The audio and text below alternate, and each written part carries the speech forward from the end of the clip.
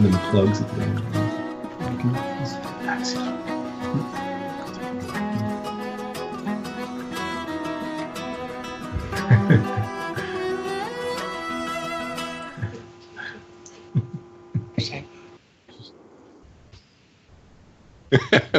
Welcome to No Direction, the Pathfinder News, Reviews, and Interviews podcast. I'm Ryan Costello. We have our latest Scarlet cameo, but she won't be joining us for very long. Hey,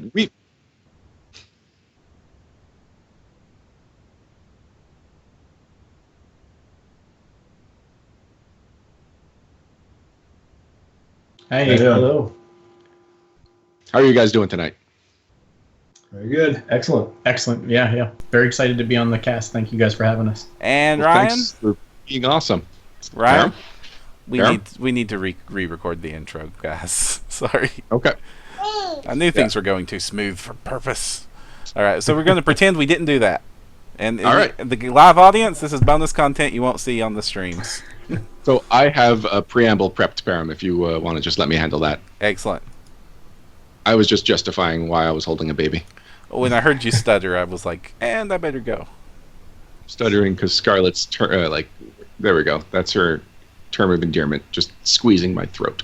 All right, so okay, we're going to try this again. And we're back.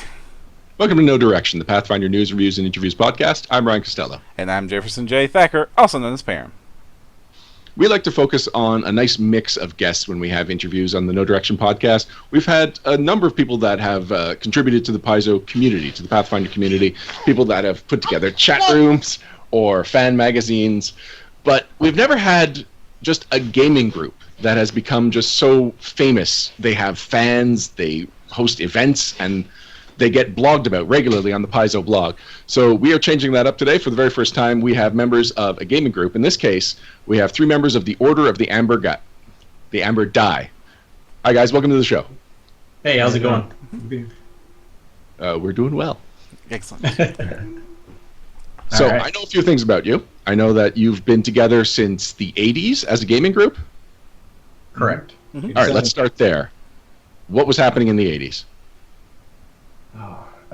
Well, in the 80s, I was a 10-year-old DM at the time, and just started playing published adventures, modules, one after another, first edition, and built a pretty big group that we managed to kind of hold together throughout the years.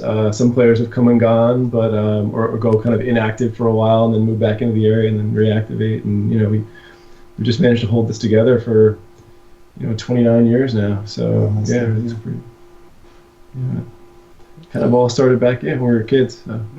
And are you, in fact, the kids from Stranger Things all grown up? No. Definitely not me. Well, why don't you guys introduce yourself individually, starting from the right?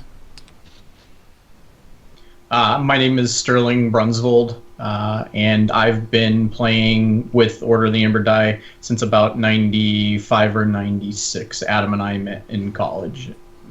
And Adam? Adam Smith, and I've been GMing since 87. Slave Pits of the Undercity, Module A1. That was it, 10 years old. And, so been GM the whole time. And finally, Eric. Eric Lim. I started playing with Adam back in 2004 when we met, and I've been playing with him ever since. Excellent. Well, I know we're definitely going to be jumping back and forth between editions and decades, because crazy enough, you guys actually have decades of experience together. But let's now focus a little bit on what makes you guys famous, at least what you've been on the Paizo blog as guest bloggers about, and that is your Adventure Path marathon sessions. So how do you do it? Explain exactly why you do it and what you get out of it in the end. Go ahead. All right.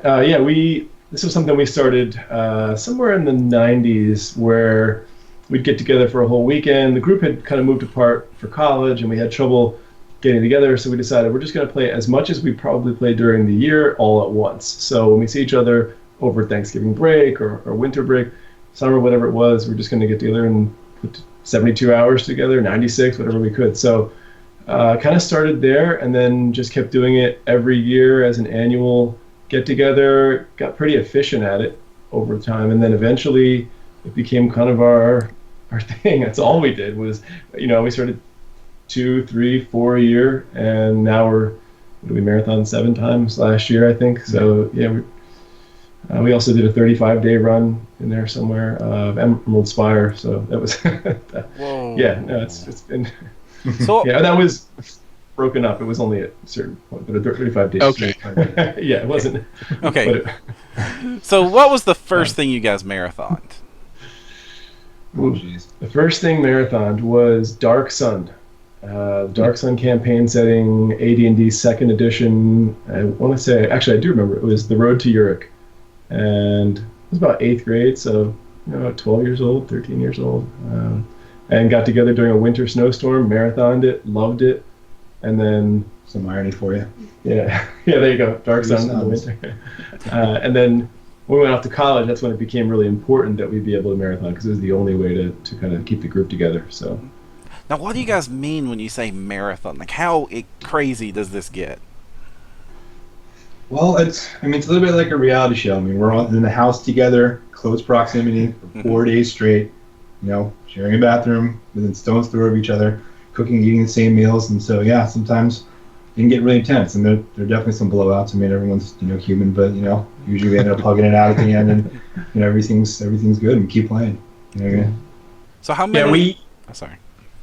I was just going to say that we, when we were younger, we used to push the marathons as hard as we could because some of the concept was that we were basically trying to push ourselves physically as far as our characters would actually be. Because as you guys know, playing through some of these modules, your characters are like, stuck in a dungeon or in a cave, and they're adventuring for a ridiculous amount of time, which really no human being could do. So we were kind of trying to do that. So we used to do, we would be up for 36, 40 hours straight.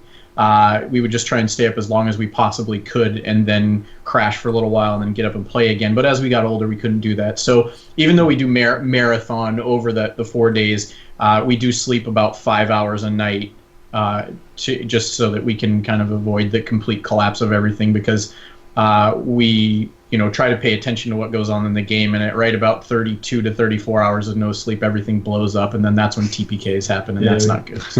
Something we call the 4 a.m. TPK. Yeah. And it happened so many times that we eventually had to start sleeping.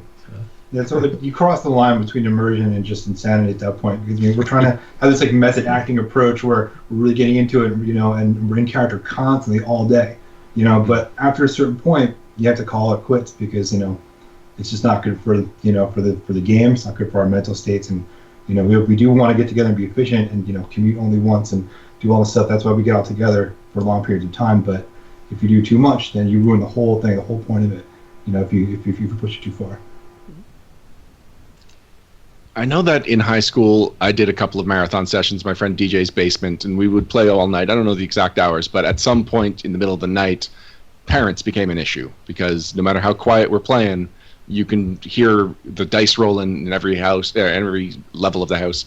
And then in college or university, when we tried to get together and we're nostalgic for these marathon sessions, we were all just asleep by midnight. It was embarrassing. So, what are some of the challenges you faced besides sleep itself for your marathon sessions?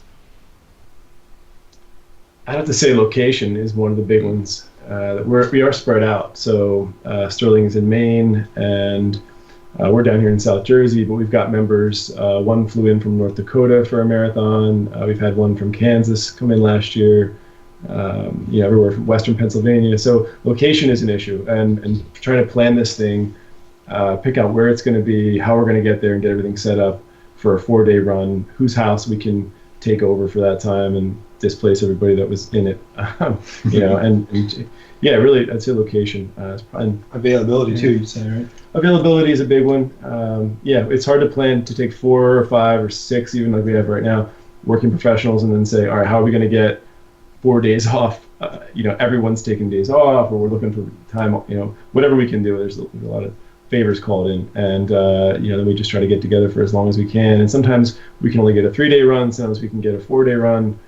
I think the longest one we had in the Giant Slayer Endeavor was an 87-hour marathon, Oh God, don't remember. which was a real that's Yeah, just about 2 hours of focus. sleep and going into work. Mhm. Right, still in character. Trying not to talk like a half orc to my customers. That was a trial.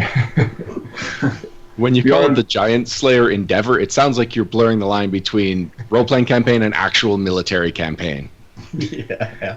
That we, one- I think we kind of are, and it's funny that you say that, Ryan, because we did Giant Slayer because it was kind of Paizo's love letter to Against the Giants by Gygax from first edition, and we played through Against the Giants as a huge military campaign. It took 4 years of real life time, and we ran the whole thing like an actual war.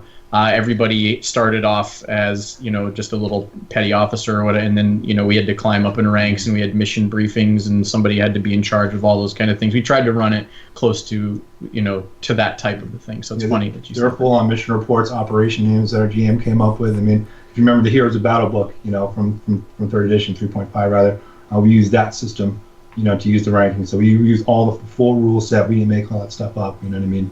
But we stuck with it to the T, even to morale bonuses. It's pretty crazy. What's funny is a lot of Paizo's adventure paths have like a throwback element to some of the classic modules. It sounds like you guys have played both the original that it's being thrown back to, and then you've recently had the Giant Slayer Endeavor. So you've played both versions of this campaign. What kind of insight do you have into the campaign that basically no one else does? That's actually one of the things that we saw that made us choose Giant Slayer, was that we had already played it. I have actually GM'd Against the Giants twice before Giant Slayer. So I ran it out in Montana in college, and then I had run it here in that 4-year military campaign. Both of them were really serious, full rule set employed. One was second edition, and then the other one was 3.5. But so after 2 runs through, and then all of Giant Slayer, I've seen plenty of Giants, but I think that we were most impressed with how Giant Slayer seemed fresh, even having played as many giant-ish campaigns. We also tried to find every scenario out there that we could that had giants and toss those into that one 4-year campaign. There were a couple. I think Wizards made one, Crumbling Hall, the Frost Giant Jarl, back in it was 2010 maybe. So we tossed that in there, and then there was Stormbringer Juggernaut, Stormbringer Castle by Goodman Games. We tossed those in there, and so we really just tried to consume as much as we could in the way of giants, even before Giant Slayer. And I think it was just really fresh. That was what was surprising about it. It was incredibly fresh. What's your problem with giants? We loved them for a long time. I mean, I think It's the challenge. I mean, if you played the game, one hit can lay you low. You know what I mean? So you have to. So a strategic, plan, like the military thing that we did was kind of like another test for us. I mean, Pathfinder was different. There was no real teamwork feats, per se in 3.5. So when I was talking to the guys about the characters, they're like, how are we going to deal with the reach? So I'm like, escape route. Everyone's going to take a teamwork feat. No one takes teamwork feats. Let's do it. And so that happened. That's how we got around reach. We were able to maneuver around them and take them down efficiently. You know what I mean? That's, again, the military thing came through. I mean, you're fighting strategically as a team, as a unit, instead of 4 single PCs doing their own thing. That's how you beat giants. And that's how the Order of the Amber Die makes their characters, right? You're basically in charge of the entire party? Oh, no, I'm not. I wouldn't say I'm in charge of the party. I mean, Okay. I'm considered the player captain, but I talk to everybody about the choices, what everyone wants to do. If there's something they didn't think about, I'll make suggestions. I mean, I don't rule with an iron fist or anything like that, but I just try to help party cohesion, on and off the table. You know what I mean? Just make sure everyone's on the same page, and I check all, make sure all the character sheets are right, and everyone's got the right amount of skill points and hit points and all that stuff. I mean, all the stuff that Adam doesn't have the time to do because he's spending so much time drawing these 30-hour maps. Anything I can do to take something off of his shoulders that GMs normally do, I'm glad to do it. I like that you introduced the idea of a player captain as though that's something every group has. Right. we delegate a lot. Yeah. I'd say a lot more compared to other groups. Yeah, we have, because of the way that this is going, we have to be, because that's so boxed into just that 4-day piece of time, we've got to be really regimented about it, and everybody has to fill their role, and if they don't, then it falls apart pretty quickly, because we don't have any room for error. Like, we have to finish within that time period because we can't just come back, next weekend and do it that way. So when you mentioned challenges, that we encounter, that would actually be, I'd say, if not tied for one, probably, is that we have to complete the entire adventure in order to get, the write-up and the report done for Paizo. And so we are starting on a Thursday. Like tomorrow night we'll start, and we've got everybody coming in all tonight and tomorrow, and then we launch, and we won't stop until Sunday night. And sometimes it goes all the way until people have to go to work right before Monday morning or fly out or drive home, and we have to get it done. So we had 25-hour runs straight through once at the very end, just because we were under a lot of pressure. Organization is a must. Yeah. Now, do you have any room for role-playing moments and character development? Of course we do. I mean, there's definitely stuff in modules that will require you to do it. But we take moments to build our characters and to get to know each other, and take some moments here and there. But we try to keep it focused. We try to role play with a purpose. Have a goal, like have a motivation. There's got to be some reason why you're talking to the bartender at the end of the room. You know what I mean? You can't just be some regular conversation. We try to keep it, keep a straight through line so we can advance the plot as well as enjoy role playing moments. We don't want to get too carried away. Mm-hmm. Now, you brought up what you guys were doing right now. So you guys are running through Strange Aeons at the moment, correct? Mm-hmm. All right. So how is this going for you? How do you like going a little bit crazy? I think it's going pretty well. I mean, if anybody that's watching, and you guys probably looked at the report of the first marathon, we always work pretty hard to up the level of immersion. It's not like White Wolf. I don't know if anyone's familiar. It's not LARPing or anything like that. But the environment that we're in, we're trying to make it feel as much like the place that is being described in the module. And I would say for Strange Aeons, because of the nature of what little we know about the stuff with Lovecraft, that kind of horror aspect of it is allowing us to be pretty creative with that kind of immersive thing. And so, we are going a little bit harder with that stuff in this one because I think people, we think people want to see it done that way so that they can have ideas for their game. And then also, it just seems like Paizo has put something together that's going to make it pretty easy for us to make it, creepy and spooky, and that's, it's fun. So why not, go for it? Yeah, we also wanted to show that, just because it's a Lovecraftian type of theme, you don't have to be familiar with it to enjoy it. I mean, we know virtually nothing about it, and we're having a great time. So, just because it seems to be regimented towards that kind of audience, not necessarily true. I mean, anyone can play this. I mean, it's great. Yeah, I definitely feel the ambience coming off on one of the photos you posted on the blog in particular, where we see dozens of. Are those actual candles, or are they mostly tea light candles? Both. It's a mix of both. It's a mix. Okay. Yeah. Part to the table because we don't want to burn the mats. Yeah, we actually did have quite a few actual candles, and so many that it was a little crazy at one point. Wax pools and so it was because you're playing so many hours, you just forget, and all of a sudden 10 hours in, you bought 50 candles. Well, they got to go somewhere. So it's kind of hard to finish a marathon when you burn down the house with the GM. So you didn't want to do that. Yeah. Well, the mood is so set. It feels like you've applied a filter to reality. That's a pretty good. Nice. Nice. That's the whole point. Yeah. Since the beginning, that's always what it was: an escape, and almost like a weekend away, or visiting another country, or in this case, whatever your imagination can dig up. So we are using our vacation days. We might as well go somewhere. Yeah. Yeah. Now, Strange Aeons, it's not fully released yet, so why would you pick an adventure path that potentially might have a catastrophic part, or just you don't know what you're leading your party into? Well, we do actually know a decent amount more than the average group in that sense, that we do work with some of the developers and authors and have some inside access to things. And so we do know, if I had to find out something or ask a question, I could, and been in contact with some of the authors. As we present their modules, they reach out to us sometimes and say, hey, here are my proofs, or here's, and so forth. So they give me some insight on the maps or additional perspectives on some NPCs, or sometimes they might get some good tips from the developer. At Gen Con we had some good conversations with Adam Daigle, Paizo, and are able to kind of see where things are going and talk a little bit about the path. And so we do know a little bit more than just trying to play this thing right out of the gate as it comes out. So. How did you forge these relationships? Emerald Spire. Yeah, the whole thing kind of kicked off. We decided to kind of push the envelope, and that was when we played through. We did the Emerald Spire Super Dungeon that Paizo released that was the 35-day run. So we finished the entire module in 35 days, and then started kind of realizing like, okay, obviously this is fairly insane, and maybe we should start kind of really writing down our experience and talking about what's happening and be able to kind of give insights about what's happening when that kind of gaming is going on.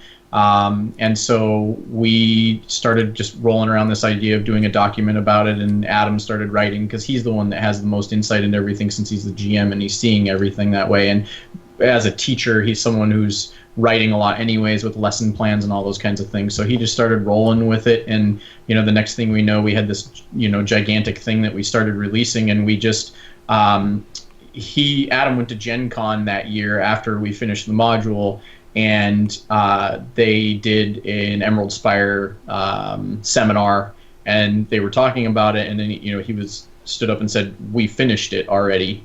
They were like, what?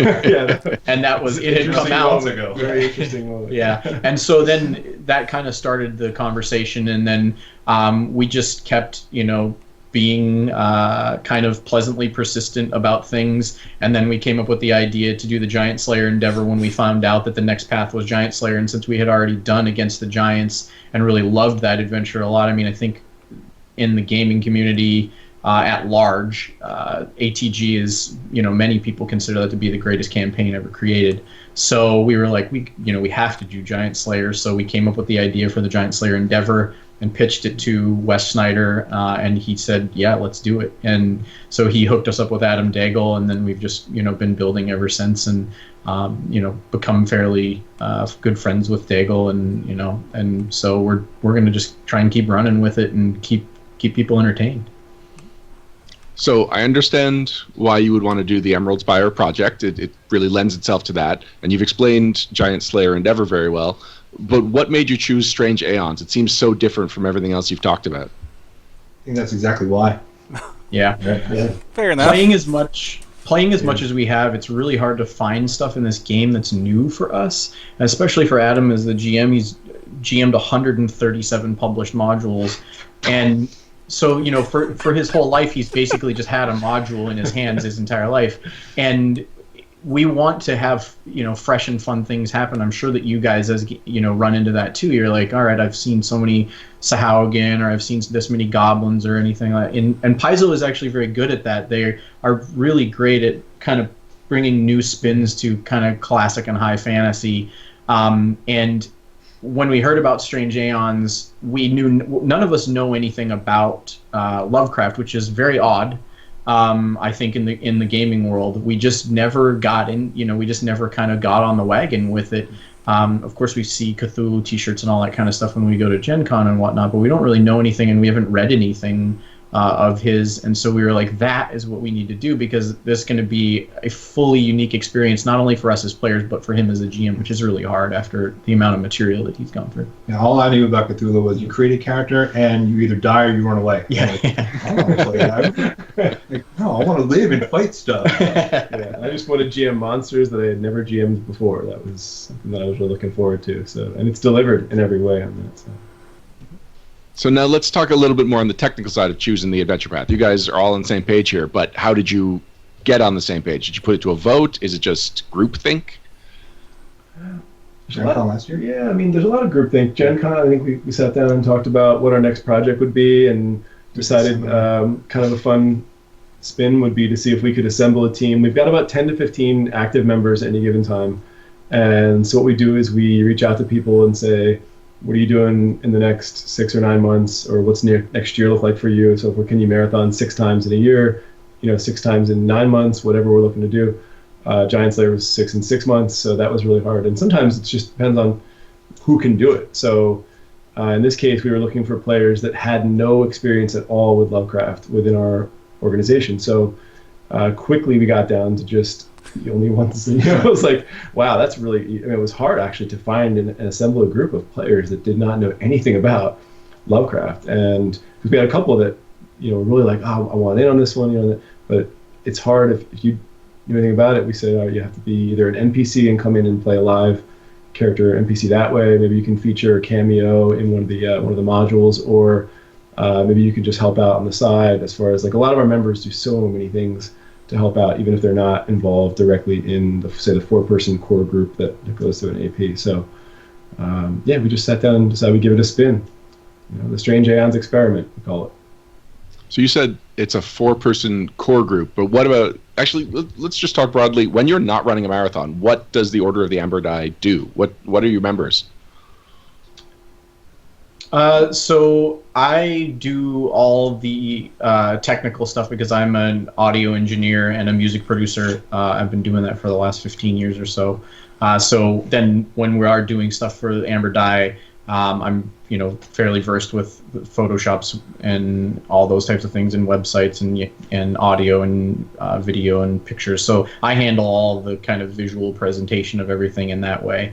And then Adam's a teacher.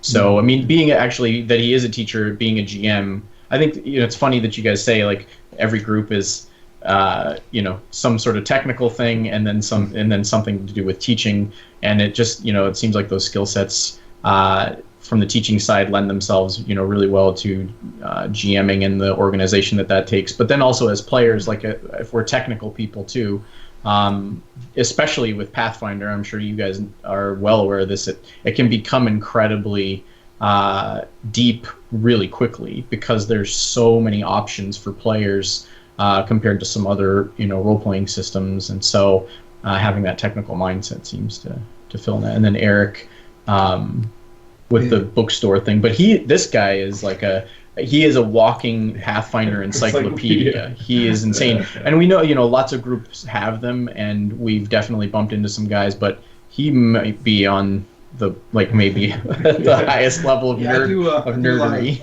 I do a lot of stat block work.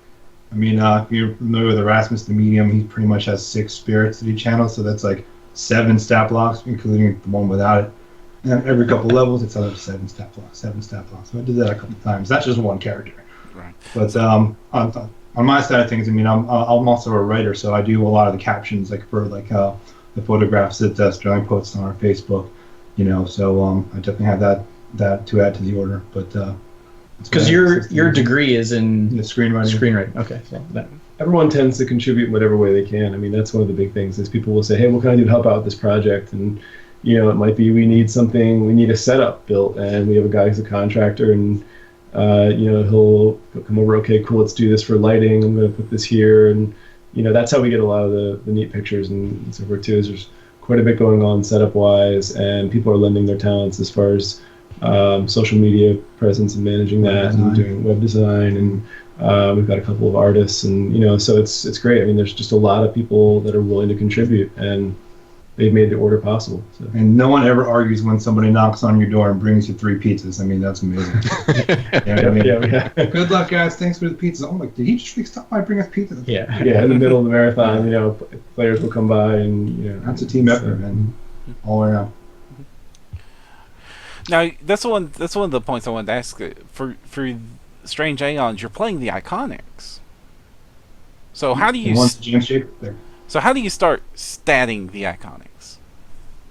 Well, we took a look at what they had on on all the Pathfinder sites. We looked at the message boards, the Pathfinder wiki, and we tried to narrow it down to their alignments, where they're from, like their nationalities as humans, and then we just take it from there. And then we consult the player's guide, and we try to choose archetypes and pay attention to all the information that's listed in each one that comes out for every adventure path, and then we take it to another step, and then we all get together and we talk about what we're going to do. It's like, hey, if you're playing Quinn, what do you want to do? Where do you see him in 10 levels? And we have that conversation. We just go back and forth, and I have that with everybody, and we all get around in a circle and we talk about what we're going to do and how we can link up. More teamwork feats, which you're probably going to see in the next module, and it's a collaborative effort. Now, I know authenticity is a major part of the Order of the Amber Die's mission statement. What does authenticity mean to you? For us, I think it means, what we always try to stick to and repeat in that mission statement is that it's employing the full rule set and playing as closely as possible to the author's intent. So we don't change anything. If I'm looking at the Emerald Spire and I see 16 levels, I'm not going to be that GM that decides, I want to pull level 5 out and put my own water level in there instead, or I'm not going to change the way this plot works with these two characters or NPCs. I don't want to change the final boss. I'm not going to, I don't purport to know any more than the author does in that sense that I should tamper with his, grand design that he spent a lot of time on and I respect. So I think we always kind of adhere to whatever we feel is what the author intended, and then we go from there, because the game will obviously have its own. I mean, D&D is, or any form, Pathfinder, any edition we've ever played it in, it's always been kind of controlled chaos. Once you get in the game, anything can happen, and character deaths change a lot of things. TPK obviously derails things too. So, but I just won't change the way that the adventure is written ever. It's almost even in a way like a litmus test. I mean, you can create your own stuff and write your own campaigns, and that's perfectly fine. But it's hard to compare that with other people. I mean, like gamers for decades. Well, in my campaign we do this. Oh my God, you have these crazy stories. But when you play modules and you're authentic about it, you can definitely compare, something like apples to apples for once. It's not what you do with your bag of holding. You threw a dagger and shook it up and threw it in the room. You know what I mean? And now it's some real. You can have a real conversation about activities that happen from a writer's perspective. Yeah, we enjoy, because we've been playing for so long, we enjoy being able to compare writers' styles and the way that people build use maps and how they build dungeons and the type of creatures that they use. Because, of course, as you guys, same with like any author of novels or anything like that, these guys have some similar themes in a lot of their writing, and it's fun to see how not only that they've changed over time, but how they stack up against other writers that do those things. I mean, in a way, for us, it's the kind of the closest way that you can get to actually competitively playing a game like this. I know that a lot of people take the line that the whole point of Pathfinder is like, well, let's just have fun, like don't worry about it, do whatever you want, and we've definitely played the game in that manner before. I think in the kind of more casual way, not necessarily in the way that we've done these marathons, but we're basically, it's player versus environment, and so the environment for us is the module, and so that's kind of a way that we can bring a little bit of competitiveness in it, where it's us versus the module, as opposed to it just being kind of a free-for-all thing. Now, Adam, he mentioned earlier the 30-hour map work. I want to bring some attention to these maps of yours. Now, I've seen like crazy good setups with like Dwarven Forge and stuff like that, but I think your marker or on classical battle map work might top any of that I've seen. What on earth? How do you make these things? Like, what is your process? Well, it's a lot of patience, first of all, and then experience. I mean, I've just been doing it for a long time. They didn't always look like this. It took a long time to get there. There's a big learning curve, and boxes of markers, boxes and markers. I always joke around that just being a teacher helps because I have ranks in marker use, so I do use them all the time, every day, and but. Yeah, I think I'd say patience is the biggest one. Just being willing to try it. I think any GM can start with this if they just look at the map. Don't be afraid of it.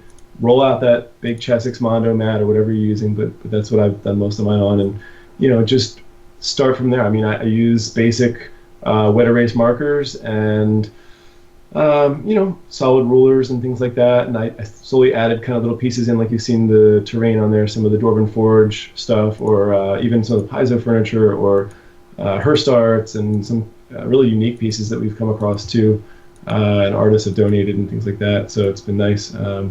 But yeah, I just try to make it a little bit more of a 3D effect, but yet have that classic feel as if you're playing 20, 30 years ago, and kind of drawing the map out like we used to do, and having the markers, and I definitely would recommend some good music that you're able to listen to while you're doing it, or having some kind of way of getting through. I like to leave it out and work on it over the period of many days, and I have to have it ready for each marathon. We marathon every 6 weeks right now, so time to draw maps in there's the marathon. Right. And I have them all already. So everything has to be drawn. So we're talking about stacks of maps before we even go in. So you hand draw this. Mm-hmm. Okay, your lines are straight and thick. Your curves are absolutely accurate. How? Q-tips help. There are a lot of mistakes, and you take a Q-tip and you can clean it up really quick. That's.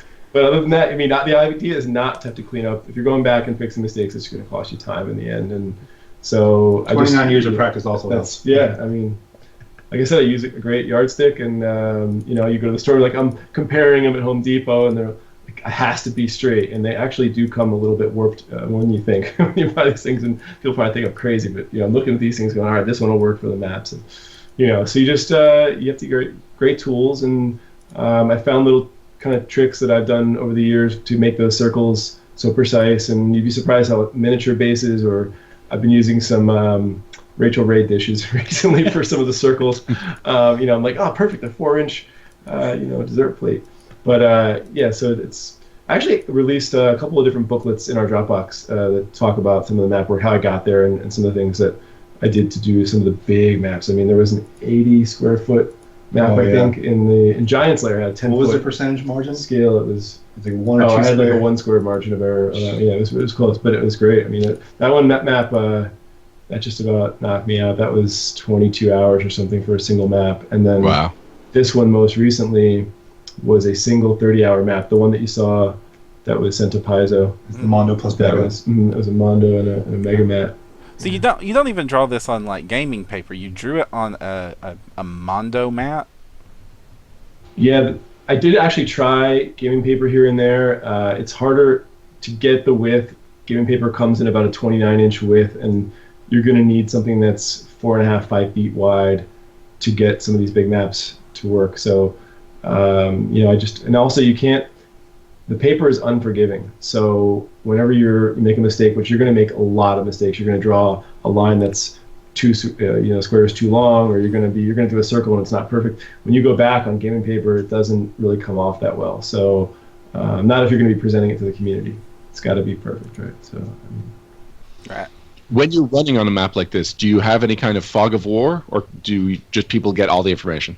No, they fog of war the whole way. Yeah, we use cardboard to cover up pieces of it, or sort of nice card stock. And, all different shapes and sizes. Mm-hmm. And cover the whole thing. Yeah. All right, we move into a room, everyone looks away. And then you move the piece of the map, and then you can look, and then we go. And I like to mess with them by putting pieces of cardstock on places that there's just nothing drawn behind that. I just leave it there. There's got to be a secret door there. Like, no metagaming. Shut that down. Yeah. Sometimes I'll trick them by just not putting a secret room. I won't even draw it on there, period, so that they don't search for it. Just that, So I just keep them guessing. That's why we keep coming back and playing.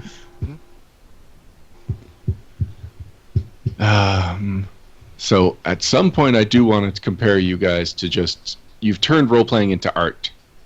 That's what I'm really getting from this. Like, a lot of what you're saying, I'm seeing, like, familiar. I'm drawing parallels to people I know in theater, like with the set design and stuff. Like, you're on such a higher level in so many ways that it's just fascinating to see what you guys have put together.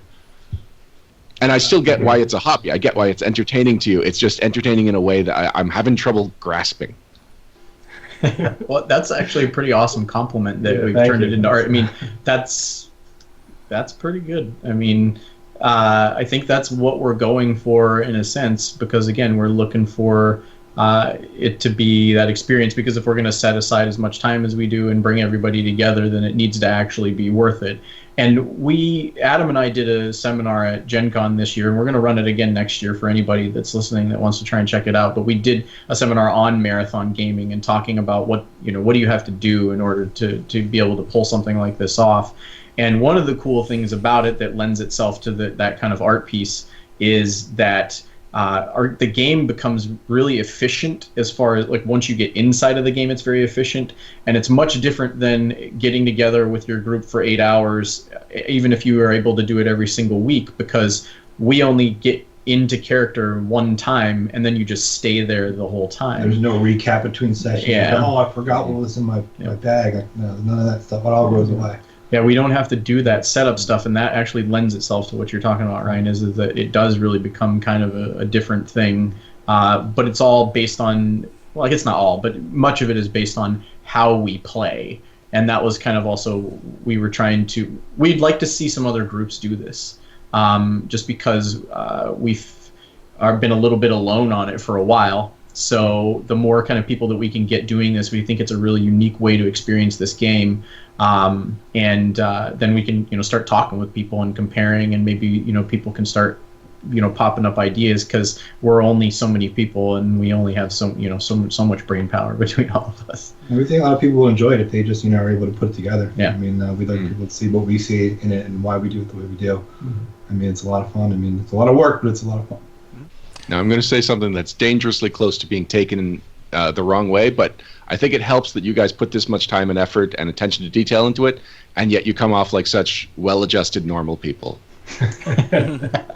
Like, I think maybe a barrier for somebody actually putting this much effort into it is the feeling like, am I going too far? Is this no longer a hobby? Is it just work that I'm not getting paid for? But you guys can clearly show how it could be fun on just in a different way. Absolutely. Yeah. Again, you're very, like I was telling you at the beginning, before we'd gone on air, like you guys seem to be, pretty tuned into things. I mean, I think that's why your podcast is as good as it is. That you're being very insightful to a lot of the stuff that's going on here. And yeah, I mean, we're lucky that we all have a regular career beyond all this, and this has just been, it's the same as golf for some guys, or baseball or football, or whatever it might be. Some people get incredibly into fantasy leagues and different things like that. So this is kind of this is our golf. Yep, this is our golf. This is kind of actually like, like the press conference before like the weigh-ins. You know what I mean? Because after this interview's over, we're gonna review all our stats. We're gonna go over our game plan the 11th or 12th time, and tomorrow we're gonna fight. That's it. So you guys are saying that you're kind of lonely. You wish other groups would do it. Let's say another group without 29 years of experience playing this game wants to try marathoning, wants to try being something like a new Order of the Amber Die, like Order of the Amber Die Las Vegas chapter. Sure. How would they go about doing that? That's something that we talk about pretty often, because we do look for new members when we go to conventions and different things, and we've gone to a bunch of meetups and stuff to try and recruit players, and we've been able to successfully do it. So we would love for people to reach out to us and see if that's something that we could work in there. There's, obviously we'd like to have some quality control over stuff like that, but even if they wanted to do their own thing and have their own name and all that, like we're really trying to kind of break down some of the paradigms that exist in this game, and one of those things is there's just not any groups like what we're doing, but we'd love to see it. We think it would create some competition and also just create some like-minded people, and that's just good for the game, where you can kind of push each other to do different things. That was one of the reasons we did Giant Slayer, was we wanted to try and set some world records for role-playing, and we reached out to Guinness Book of World Records. They don't do RPG stuff, so they would not come and verify anything. So we were just like, all right, fine, we're just gonna make it the record. So we dug and dug and dug and dug, and couldn't find anything. There was one guy who did a really long run years ago that was written up in Dragon magazine, and they did a really cool thing. It was like a big charity run, and but that was really all we could find, and again, it was not something that was per se verified in any way. And so we were just like, what, this is good for the game. If we can create these records and kind of throw them out there, then maybe some people will try and break them, and competition always pushes any industry forward. So that's kind of what we were looking for as far as that stuff was concerned, was we'd like to push the game as far as it can go, really. Well, if anyone listening can provide the paperwork to show you've done more than 500 plus hours of documented tabletop RPG gaming in 1 year, apparently you guys would like to see it, right? So that somebody else can have one of these records?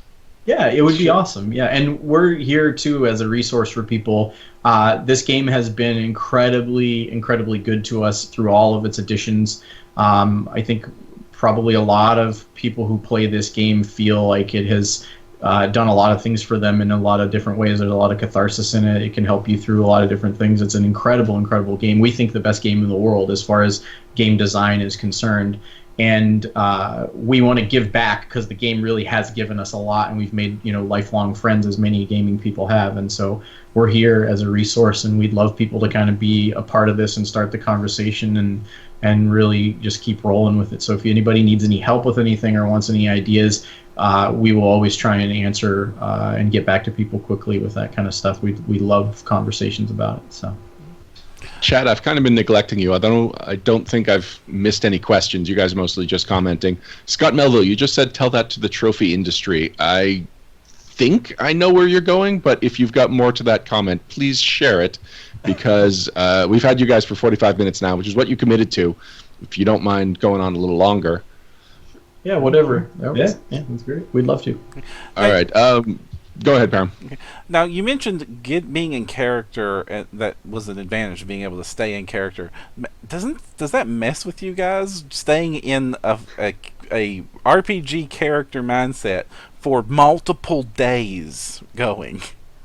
Well, like I said before, it's almost like the method acting approach. I mean, like, those people do it, and like they make millions of dollars in their movies. I mean, we can at least take a page out of their book and try to keep it together, in the same fashion.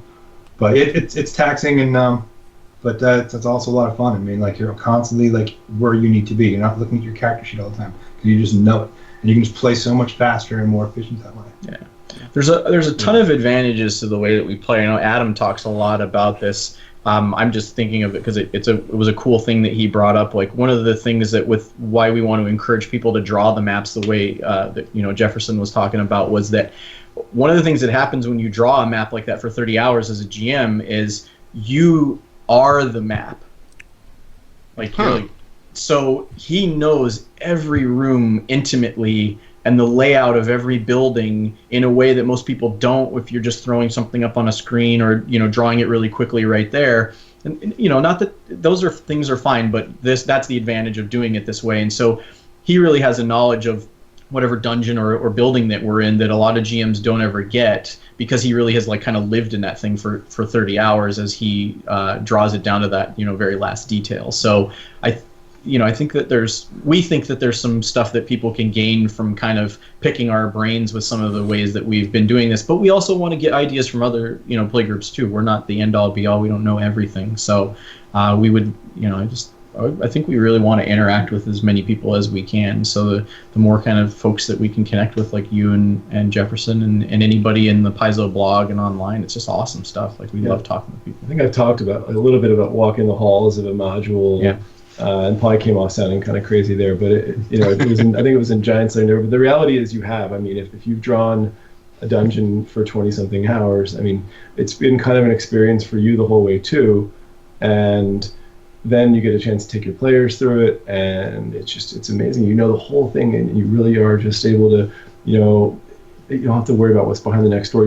Because you spent so much time working that room out, and especially the problem areas, that were harder to draw, and you get a chance to watch your players as you reveal each room, just, really get into this and love it. And I think that's always a great thing as a GM to see too. But I would say, as far as a GM, trying to stay in character for 4 days, multiple characters. I think actually the hardest problem for the GM is that you just don't get the breaks that players do. You don't, they get up, they can go get a sandwich, whatever, and yet I have to constantly be behind the screen. If I do that, then it slows the game down. So they're always like handing me food and just keeping me right behind the screen, and then hydrated. What do you need? What do you need? I don't have to ever move to get anything, so it's just constantly running. And it's just a matter of whether or not, as GM, you can stay in the mindset of operating the game and running the game for as long as you have to. And you might have to go, if you're playing on a schedule, you might have to complete that module by Sunday night. So there are times where you're just looking at the clock going, I'm just not going to get a break today, and let's just dive in. That's it. We're just going to go 12 straight hours, and or whatever it happens to be. But yeah, so it's different challenges, I think, for player and GM. Mm-hmm. Yeah, so for a long time now, I've been like a no prep GM. I will brag about this fact. This is just how I know my brain works. I'm more of a sorcerer than a wizard. But man, you make me want to kind of multi-class into prep GM work. Come to the dark side, Ryan. Prepping is awesome.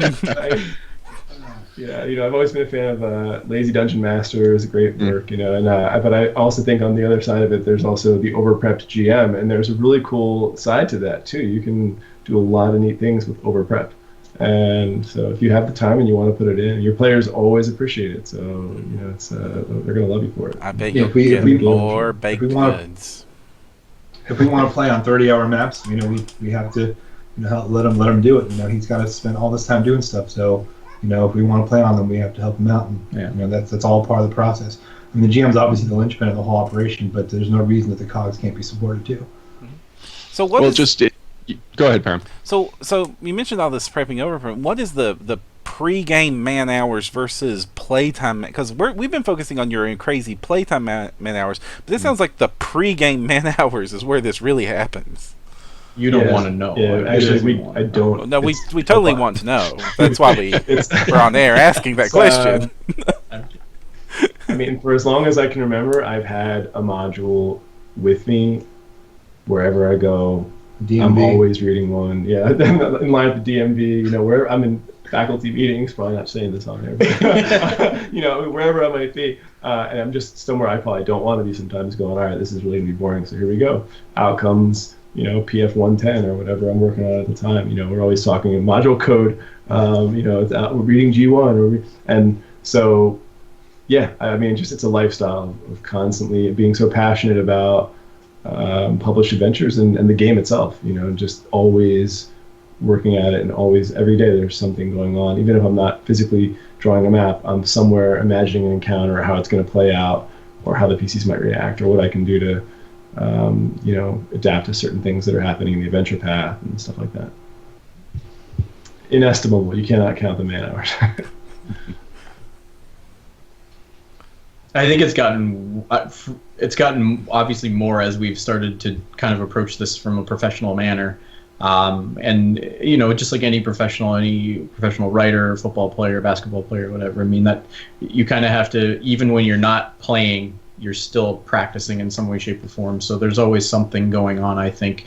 And that's not to say that we don't go and do activities and, like you said, try and be well adjusted. We do try and have some balance in some way, shape, or form, because too much of anything can be a little bit dangerous. But we do try and approach it very seriously and put it out there, because we're trying to also, again, we're trying to make you guys, anybody who's watching, like, we want them to feel as closely as they can to actually being at the table with us and kind of get the feeling for what's going on.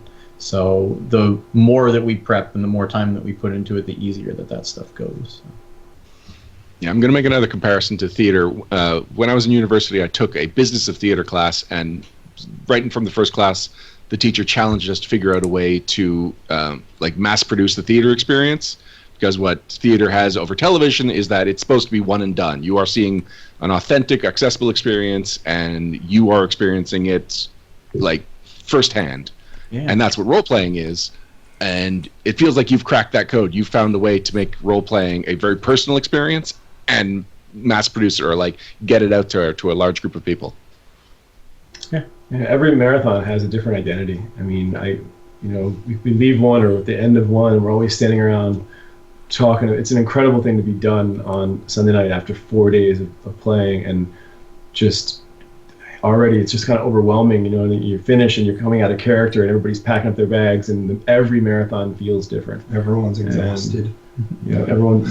But yeah, at the same time, just there's this. It's a euphoria, but it's also, there's more to it. I think we always like the perspective that comes with it, of it's another module, it's another marathon, and then what do we gain from it? What do we learn about the game? Also, we've seen so many things play out in this game over the years, and we always like to sit in these seminars sometimes and just listen to a lot of the absolutes that people try and toss out about, you need a cleric, or you need a rogue, or we have seen so many session hours and so many different ways the game can be played in so many modules, and it's just fascinating, because while we try and track data as much as we can, and that's part of every marathon too, there's just a lot of it that's simply just enjoy it and go for the ride, because you're not going to be able to control the game as much as you think. And it is a lot like theater, like you're saying. Yeah, like the theater experience. I mean, that's also one of the reasons why we do the marathons together. I mean, a lot of people do audio sessions, they have to go on D20, and that stuff's all cool, but I mean, you lose that magnetic atmosphere in the room when you're with like 5 or 6 people. You know, you lose that element to the game, and we're just not willing to compromise in that. I mean, and that's what makes it exciting. You know, it's worth all the effort, you know, putting these things together. You know what I mean? Like, and then the Amber die itself. I mean, the Amber die rolls a natural 20. Everyone wants to be able to stand there. We don't want, you know, some insert, you know, here's the camera POV. Like, no. It's right there. Look at it. That just killed you. There's something about that in the room that everyone's got to share and participate with. You know, that's exciting. So there is. So there's actually an Amber die? There is. Is it only used for like specific special roles? Yeah, I try to use it for key moments and things like that. Or if I, sometimes just killing us. A lot of times, if I get really, I'm reading the adventure, I'm like, oh, this is one of the greatest NPCs, or this is I've always wanted to GM this monster. It's definitely getting the Amber die.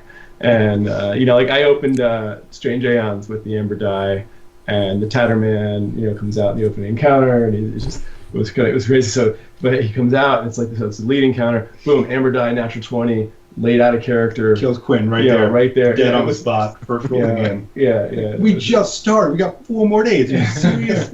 It was it was great. It was all part of this dream sequence, but it was neat because it was just it helps tell a story sometimes, because the players do. It is a crazy die. I'll say that. I mean, it's pretty. We did name ourselves after it for a reason. So. I mean, that's a tangent that carries the 137 modules together. Not all of us were present at the time. I mean, but the Amber die has been through every single one of those 137 modules. That's the wow. Mm-hmm. Oh man, now I want an Amber die. Only one. That's it. But like, I want what the Amber die represents. I'm trying to figure out how I can start doing that. Well, This may sound crazy, but we're kind of crazy. But the Amber die is really actually. I mean, Adam is the GM, has been the one who's been there the entire time. But the Amber die is his die that he randomly came across in a session with some friends of his. Didn't even know he had the die, and it was peeling off some pretty crazy rolls. And he was talking to his buddy and was like, "Where'd that die come from?" He's like, "It's your die." And he's like, "I've never seen that die before." So it's kind of just appeared out of nowhere, and then he started using it, on a fairly regular basis. And everybody's got. I mean, I think most role players who are fairly serious about role playing, everybody's got their special dice that they keep, and you weed different dice out and you get rid of things, those kinds of things. And they even have their own myths about their die. Yeah. So this kind of has become a mythic thing for us, and it's not that it necessarily rolls more 20s than any other die, but it chains 20s together unlike any die that we've ever seen. It has peeled off 4 20s in a row twice in the 29 years, and it often does double and triple 20s, like probably more times than we can count. So that's kind of what makes it special, is like, when you bring it out, he will probably pull it out after a while, and then the first roll, it's just going to be 20 and maybe 20-20. And in our regular kind of non-competitive campaigns, like our campaigns that we sometimes run outside of the projects, we play with instant kill, and that Amber die puts down a lot of players. Yeah. I buried a lot of good characters. He doesn't just pick up the die and just roll it. No, he picks it up, and there's human will right there, and you're like, no, don't do it. Yeah. Don't do it. And boom, there it is. The orc goes to the Amber die. No, you're just scared of the die. It's completely ridiculous. Yeah. That is true. I point to it, you have to come look at it. Mm-hmm. Yeah, 20, everyone look at it. That's it. Yeah. Has to be seen. So, my GM, Jeff, is so notorious for rolling the exact opposite of the Amber die that we all have a D20 that has Jeff instead of the 1. Just to give you an example, this past Monday, we were playing on Roll20, and he was supposed to roll 1d20 plus 4, but he accidentally rolled a 1d204, and he still missed. He rolled a 16 on a d204. Then he apologized and rolled a d20 plus 4 properly and rolled a 1. So I kind of want Jeff to roll the Amber die No. And just see if there's a universe left I don't know after. if I wasn't touching it. Yeah. Actually, that's like the Holy Avenger, the Unholy Reaver. No way. I'm keeping you away from this Jeff character. I don't believe in luck whatsoever, and I will not let Jeff near anything up my He's like the cooler. He's like William H. Macy. Yes. Except for protect himself. Right, exactly. He can't do it. To A cooler reference. I wasn't expecting that. Cool. That popped in my head. Well, it's funny because even with the Ember die, it doesn't roll more 20s than any other die. I don't think It's the so. plot I mean, point. it's the fact that it chains them. That's what makes it. It has a certain personality to it. That it's just whenever you get double 20, there's people on the ground. I mean, that's a it's performance too. I mean, he's a teacher, so when he means business, he means business. You sit down, you put your cell phone away, and you listen. You know what I mean? Or you get teed off on one or the other. Yeah. Our game's pretty high energy too. We stand for most of the marathon. We don't sit a lot because we follow the rule set so closely, and we don't change things. Death it's there all the time. It's like floating in the background constantly, and so we tend to be up and moving around, and we get very excited and animated. There's a lot of high-fiving, a lot of yelling and screaming, and even when the Amber die is coming at us, if it rolls 20/20, the whole room's screaming and jumping around. Even and you're probably dead, and then you're gonna be mad for a little while. But when it does happen, you're like Amber dies. What? It's an honor. That's for sure. It's an honor to be killed by the Amber die. There's quite a bit of pressure. I mean, for the players, I always feel kind of bad for them when I do put them down because people are watching. I mean, you're playing under the lights for you're being documented. This is going to go on the Paizo blog. You're going to be dead. And people are going to read about it. And if you die 2 times, or things that are going to probably happen in your home campaign that if this was going to the entire RPG community, you might think twice about that 5-foot step to the giant to protect your friend, because maybe you don't want to be every decision. Everything is going to be documented, and your death is going to be relived and seen on our Facebook and in our document, PDF, and it's just. So I always kind of feel bad for them when things happen that they can't quite control. There's the typical gaming stuff, the dice. That really struck home, the idea that you guys are all standing, because I know as a GM I stand for the entire campaign. But as a player, sometimes I'll just find myself standing and I don't remember getting up. I just know it's always in a really intense moment. And it'll go back to what I said earlier about feeling bad about how engaged I was. Sometimes out of embarrassment, I'll sit back down.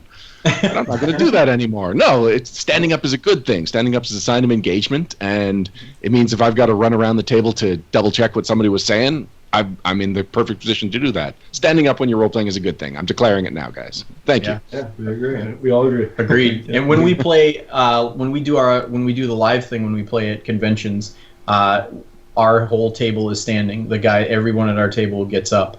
It is infectious. It's like you kind of everybody stands up, and then you start to kind of feel that energy, and then most of the time nobody sits down unless something cooling off after an encounter or something like that. But you can always tell our table because most people are sitting, but everyone at our table is standing. So it's cool. It keeps that energy high. It keeps us awake too, right? You're that many. It's just like being in an office. If you sit down for too long, you're going to get tired, and that's why the standing desk has become a thing. And it's the same thing for us. After 15 hours. If you've been standing the whole time, you're still pretty awake, We have large maps. You got to move minis. I mean, you got to get the jam sandwiches and drinks. You can strap behind the screen. There's a lot of reasons to be standing up, and they're all good ones. Now, especially, it seems like you use 6 GM screens. I like GM screens. Yes. A GM needs. I mean, especially if you're going to be marathoning, you're thinking about how much you have to have behind the screen to run a 40 game, and that's also your space as GM. You're not going to be able to leave that space. They're going to have free reign. They can be in the kitchen and take a break for a second and still be listening to the game if there's some other role-playing encounter going on between 2 characters. You're the one who's kind of operating that whole thing, so you're never leaving this little space the entire time. So make it a larger space is how I always see it. And I like to have a lot of screens and set up a nice, healthy, comfortable area for myself that I can stay in for 4 days. So. Now, to shift to the exact opposite of being healthy and standing, you guys said you play the game by the book, by the rules, and you're playing the adventure as hardcore as close as you can. So how do you deal with TPKs and deaths? Is it like a TPK halfway through night 1 and you all just get back on the planes? Yeah. Oh, well, I thought there was a different answer than that. They really hurt. I mean, at the end of the Giant Slayer endeavor, we were in Module 6. Something really bad happened. Like we encountered Volstis, at the end, and we had to retreat because we were outmatched. He was riding a red dragon that we couldn't catch. The fly speed was faster than any of our modes of movement, so we retreated back down, and we ran into Naga. And if you know what those are, and what natural ones do with will saving throws, it was TPK in about 3 hours, and that's it. That was it. Yeah, that was it. Fortunately, it was in the middle, towards the end of Module 6, not the middle of Module 1. That would have been embarrassing. But, in some ways, in other ways, it means you've gone that much further and have that to show for it.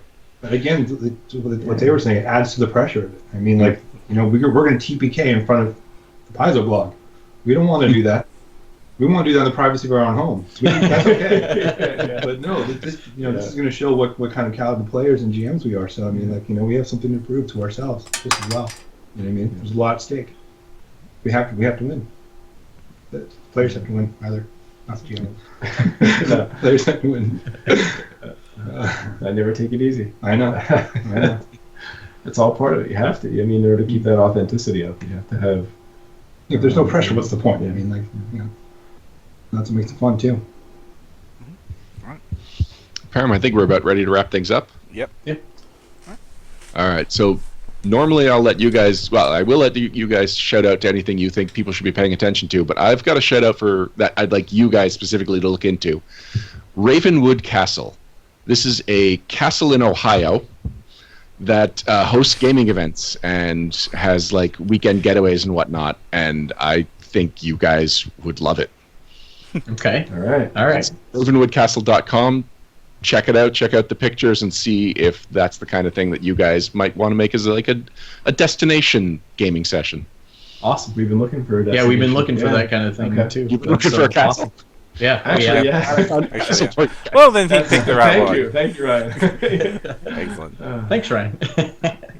What do you think people should, whether they want to know more about marathon gamings or just things that you think people should be interested in as gamers? What can you bring people's attention to?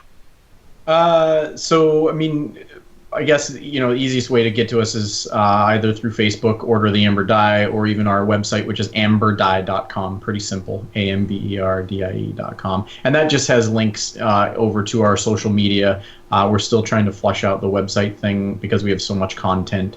It's hard to get a handle on all that, but most of the stuff is on the Facebook, and then you can find us on the Paizo blog, and that's, again, you just have to search Order the Ember Die and you can find the stuff there.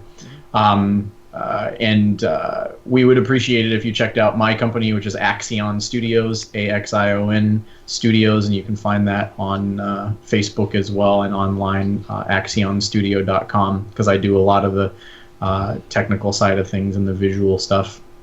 And then we'd also like to give a shout out to Blue Table Painting for our miniatures.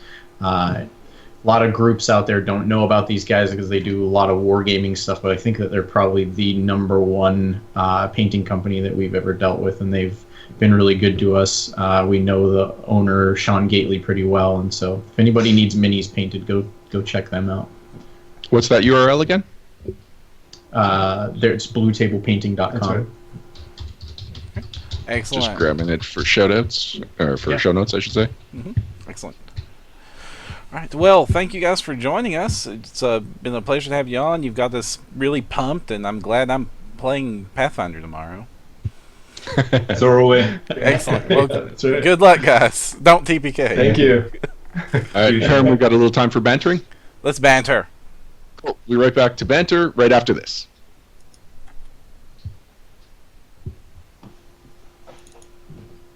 Blah, blah, blah. Banter. And we're back. So, in the banter segment, we talk about gaming. Yep, we do. So what are we talking about right now, Ryan? I had a really cool Pathfinder Society scenario experience Oh. on Thursday. Okay. What made it more exciting than all the other Pathfinder Society experiences? It was Rise of the Goblin Guild, which was season four's first scenario. Okay. Written by Matt Goodall. I was actually one of the first. So this is the second time I've run it. I was one of the first people to run it at Gen Con 4 years ago, with Matt Goodall kind of hovering over me. So he gave me some pointers. So I really know how to run this module. But what's cool is that since then, the setting is Sheila Hydemark's. Let me start over. Sheila Hydemark's Pathfinder Lodge in Magnamar. Right. So since that module came out, there have been comics starring Sheila Hydemark, set in Magnamar, set in that very lodge. Ooh. And so instead of just face cards, which for some reason I have 2 different face cards for Sheila Hydemark, one from the Shattered Star Adventure Path, which I picked up that deck of face cards specifically because I knew she was in it, and then I eventually got the Pathfinder Society deck of cards. So there's 2 official headshots for Sheila Hydemark. And I had them out, but people were more impressed when I pulled out the comic Origins #1. No, it wasn't Origins #1. It was City of Secrets #1, and she's there in full regalia. I can say, like, you're met with one of her guards. He's dressed like this. You walk into this room. This is what it looks like. So it was one more level of interactivity and visual aids than I've ever had before. Plus, it's a great scenario. Plus, we had a really great group for it. Yeah, I had a lot of fun running it. It's the first Pathfinder Society scenario I've run in a long time, and it was a great experience. I just got done running another Pathfinder Society scenario, also with Sheila Hydemark. But I did not think to get the comic. So how did your players appreciate it? Yes, they definitely did. So what was cool was just how novice this group was, because my coworker Will has been trying to put together an Office Pathfinder game for a while now. Like, basically, I think he started last year after Gen Con, and we've had about 4 sessions. No, we've had probably 8 sessions, but we've run 4 scenarios because they always break up into 2 different scenarios. And so Will was there. Will has played some Pathfinder, or he's played Pathfinder for a few years now, but he's still only played a single-digit number of scenarios. Mm-hmm. We had Stone, who's played Pathfinder for years, but he's still fairly new to Pathfinder Society. We had my old coworker Emily, who's still part of the Pathfinder group. She's only playing like her 3rd role-playing session ever. Mm-hmm. Louis was there playing his 2nd role-playing session ever, and Jeff, who was at Blind Ferret, he left Blind Ferret before I joined there, so I don't know exactly what his role-playing experience was, but people were fairly new to Pathfinder, fairly new to role-playing, and we've just kind of picked some random scenarios for the first couple. So the last one that was run was the Confirmation, and that gave people a much better feel for the world. Mm-hmm. But I don't think we've done anything with Pathfinder Goblins yet. So I got to roleplay a Goblin ally NPC, so they got to interact with it, and it got to be doing bad things but not terrible things, and like it got to clearly be trying to mess with them, but in a way that was more endearing than threatening. Eki, have you run Rise of the Goblin Guild? No, I haven't. Okay, well, Eki is a classic Goblin NPC, so much so that she is in the adventure card game now, because she just became famous from this scenario. It might be her only one, or she might have returned for one other scenario. I got to play Sirenscape soundtracks. I got at a PFS event. Yeah, it wasn't like a PFS. It wasn't a soundtrack specific to that. Well, no, I meant like you had the ability to get a sound system. It was a home event. I was just running it off of a laptop in my basement. And that's another thing. Most of the time, we've been trying to do these over Roll20 or at the office, and I was just like, "Can we just do it at my house? Because I've got so much stuff there, and because of commitments like Scarlet." And everyone was cool with that, even though I'm kind of out west for some of those people. But yeah, I was in my element. I haven't GM'd Society. I actually haven't GM'd in a while since Rune Lords ended, which was months ago. And no, I missed it. It was nice to put the GM hat back on. Did you kill any players? I never kill players. If you're asking if I killed any player characters, I did not. Oh. It's funny, actually. So it's a low-level adventure, so it's really hard to predict what's going to be the long encounters, what's going to be easy ones. And the last time I ran it, the second encounter was the long one. It was the difficult one. It's actually a really well-built encounter. It's just particularly challenging for a first-level or second-level party, because you never know who's going to have any kind of... Like, if you have a +5 in something, that is an incredible skill. You would need a +5 to have any reliable way of performing some of the tactics that would make that encounter go more quickly. We just happened to have somebody that was tricked out for that encounter. And so when that encounter started, it was the complete opposite of how it ran the first time I ran it. It was fast. The players got to feel like they were just dominating the whole time. It was great. Whereas the first encounter, I just remember being like a quick fight and it was over. But for some reason, this time it was like there was like clogged hallways and people were getting complicated and things were going off and they didn't know how to deal with them. So that first encounter went so long that I was worried that we were going to have to run this in 2 sessions again, which... Man, I don't like running a Pathfinder Society scenario in 2 sessions. Just the amount of time you spend recapping between the scenarios and like the just kind of easing into it period at the beginning of both sessions, it just makes it like a 10-hour affair that it should not be. But best of all, this is a scenario that kind of has a final boss encounter that should be cool but usually isn't.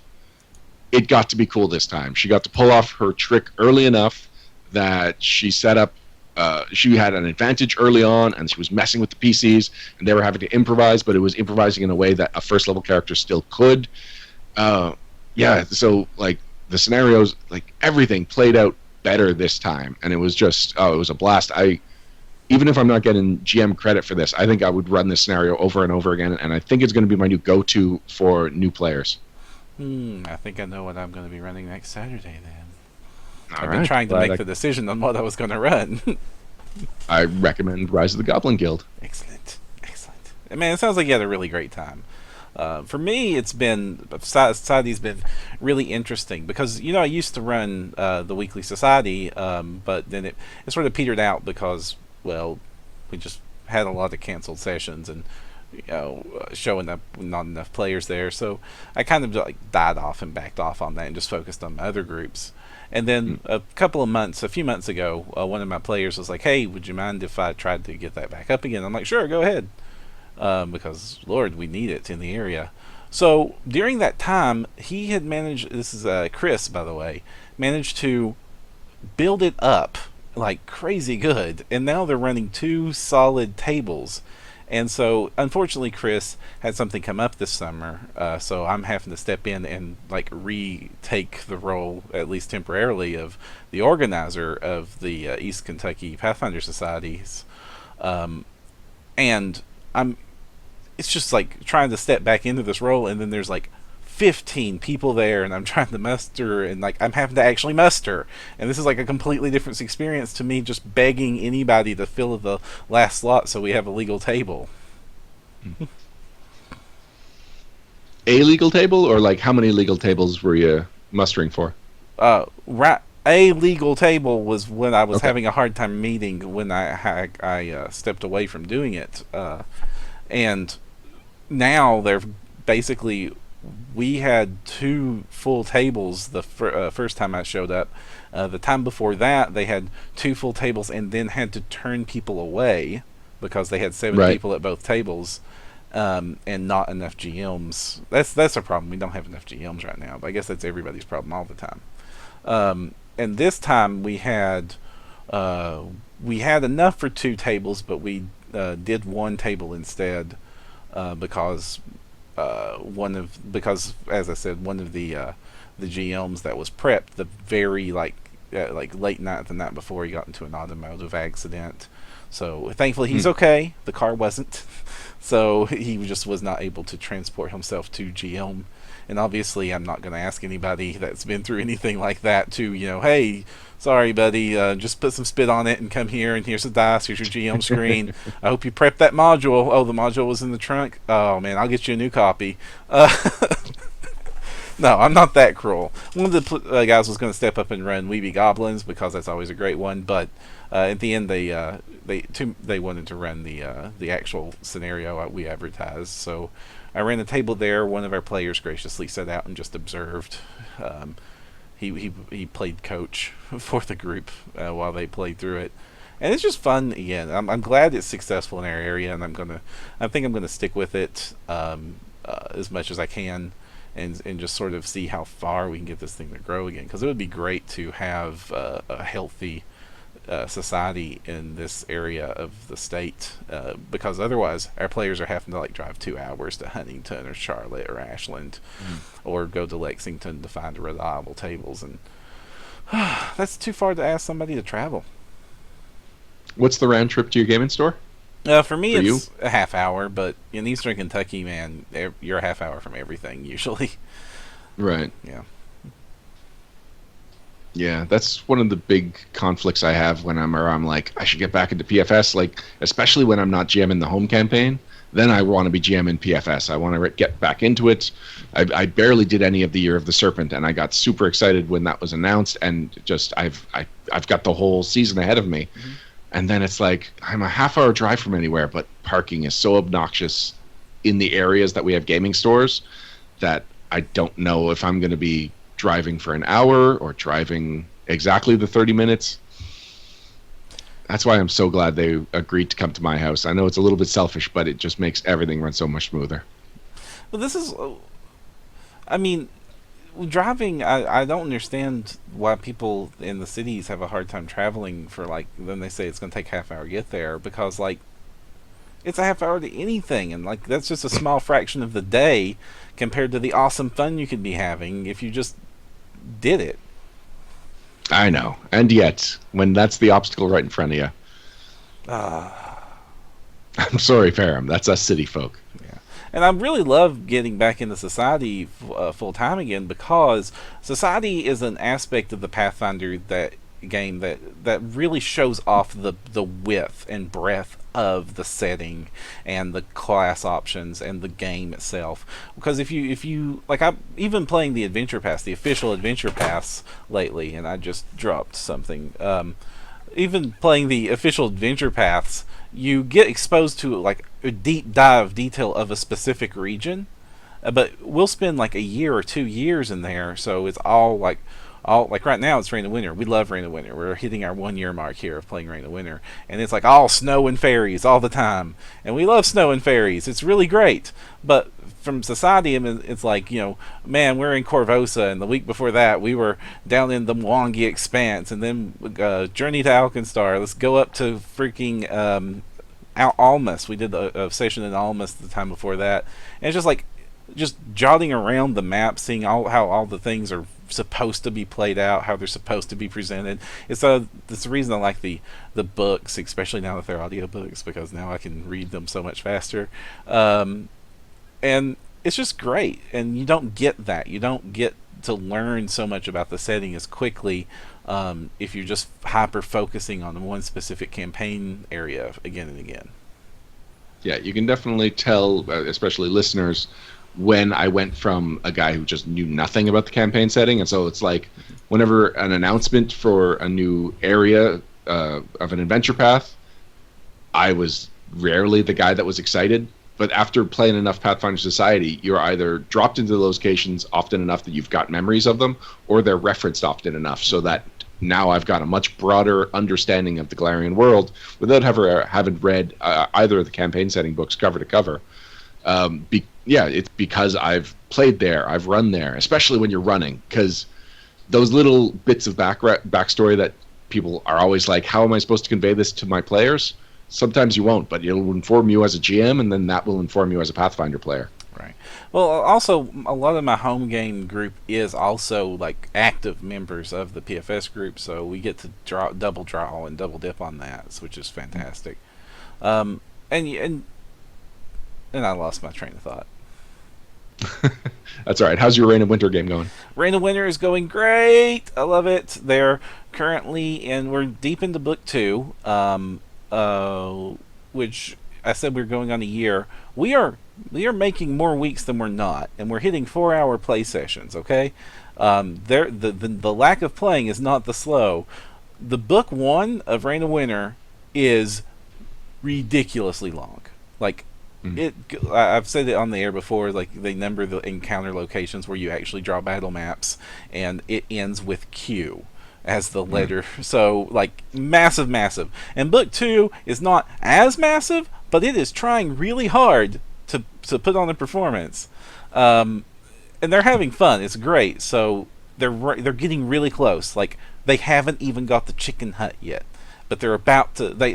It's all been go get the hut, go get the hut. That's been the objective for this whole year, and they're about to go get the hut in the next couple of sessions. So I'm going to be really glad when that actually hits. And they think the game is crazy. They think that the game has been absolutely weirder than any other Pathfinder's game that I've run for them. They don't know anything yet. Oh, and also, they're right now. There's some minor spoilers for Reign of Winter here. They're about to go fight their first dragon, so I really am looking forward to running a straight up legit dragon encounter for a group of players that hasn't got to experience that in a while. Nice. Now, some of these guys are my Rune Lord's campaign crew, and that sucker's thick with dragons, so they fought them before. But I've got a few newbies in this one, and I can't wait to throw a real. And I'm not going to hold back, man. This thing is going to be using dragon tactics, and they're going to learn why when the scales hit the table, you should absolutely pay attention. Nice. Actually, I was thinking over, like, while we were having our conversation with the Order of the Amber Die, I was thinking, like, if I do a marathon session, what scenario would I run? Because I'm not going to run part of an adventure path just in case this whole thing goes belly up. I want something that I can begin and end, and that's the entirety of it. And I was thinking the harrowing, but I doubt the harrowing would really last a whole weekend. But Dragon's Demand, yeah. Dragon's Demand is the first of the larger Pathfinder modules, and it's got a great reputation. It's classic fare. It's a dragon. It's got lots of support material. It's got the adventure deck, which is like they don't even produce those anymore for anything. It is great to have that material. It uses a lot of the maps so that you can be able to go get the actual battle map, so you don't have to spend your 30 hours drawing it like the Amber Die crew had to do. Sure. We just went over the advantages of getting to know the map by drawing it, getting to know its personality. I think even if it has I'm saying that even if it has a map available, I would draw it myself. But no, I know myself too much. I've got too little time, big ideas. Focus on baby steps here, Ryan. You're talking about marathoning an adventure. You don't have to compete at the Olympic level yet. Don't I? Sterling said he wanted someone to learn from. I want to be his role model for once. All right. Baby steps. Good. That's good advice. But, all right, so now... Maybe just swank out the location. I've got the scenario that I would be most likely to run, or the adventure. Mm-hmm. I own it. I actually own that. I don't have the deck, but I have the adventure. I picked it up mostly to support. I believe it's Mike Shell, right? Mm-hmm. Yeah, yep. And he was super excited when he got that job. So that was my main motivator for picking it up. And now I have a reason to run it, Param. It sounds good. Now I just need to find an occasion and the perfect gaming group for it. Exactly. So you got to get. You've got to get your professional audio engineer. You've got to get your professional screenwriter to also make your characters and help guide through that. How many candles do I need? Huh? Candles do I need? Probably at least 57 tea light candles, and then a good 24 legit candles. All right. Well, the money I will save on my chair budget, I will spend on my candle budget. Because everyone's standing for this entire campaign, Pam. No chairs. Chairs are no forbidden. Chairs. Forbidden. I'm all for standing, but yes, some available seating might be necessary eventually. No, I'm even going to wire the floor to periodically shock people's feet, and so if you're sitting or lying down, you are getting extra shocks. But give them thick rubber shoes. Oh, okay, so that when they're yes, perfect. Mm-hmm. See, that's how you write an adventure, Param. If you want to take a step farther, you can get leg cuffs and chain them to the table so that they have to marathon it until completion. All right, but what if I get bored? We can ask Monica. She's a nurse. We could get like intravenous food and saline solution, so you guys don't have to break to eat. Actually, there were a lot of ways we could have gone with the Amber Dye interview, and one of the things that I didn't bring up, but in one of the pictures, they're standing by their buffet table, and it's an edible arrangement, like it's fruit and stuff. I think I will contact them about what would be the best menu for a marathon, because I think a lot of the reasons that we were crashing when we tried marathoning in university is we were eating like university students. Yeah. Mountain Dew and pizza is not exactly a long-term solution for... I mean, it's definitely not study food. Mm. Yeah, it's not brain food. It's not awake and active human being food.